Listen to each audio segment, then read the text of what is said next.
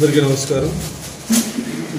తిరుమల తిరుపతి దేవస్థానం పైన బీఆర్ఎస్ నేత మాజీ మంత్రి శ్రీనివాస్ గౌడ్ గారి వ్యాఖ్యలు అర్థరహితం. తిరుమలకు వచ్చే భక్తులు రోజుకి 60,000 నుంచి 80,000, 90,000 వరకు రోజుకి భక్తులు అక్కడికి రావడం జరుగుతుంది.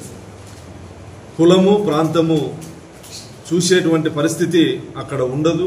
కేవలం ఇది శ్రీనివాస్ గౌడ్ గారి యొక్క అస్తిత్వం కోసమో లేదా వాళ్ళ పార్టీ ఉనికి కోసమో ఫ్రస్ట్రేషన్లో మాట్లాడినట్లుంది. తిరుమల పైన ఎటువంటి వివక్షతకి తావు లేదు. లక్షలాది మంది భక్తులు వచ్చే చోట ప్రాంతీయవాదాలనో లేదా కులాలనో చూసేటువంటి పరిస్థితి ఉండదు.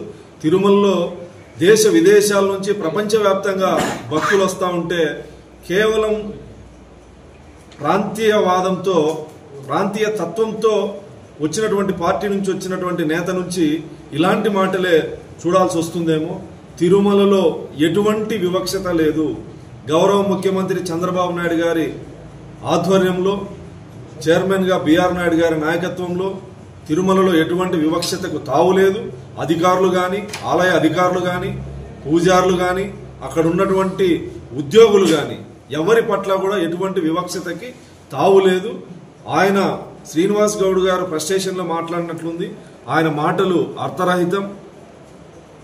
ఎందుకు అలా మాట్లాడాల్సి వస్తుందో, భక్తి దేవుడి దగ్గరికి వచ్చిన తర్వాత ఆలయ ప్రాంగణం దగ్గర రాజకీయాలు మాట్లాడకూడదని చెప్పినప్పటికీ మళ్ళీ 2 రాష్ట్రాల మధ్య విద్వేషాలు రెచ్చగొట్టే విధంగా మాట్లాడడం సరికాదు.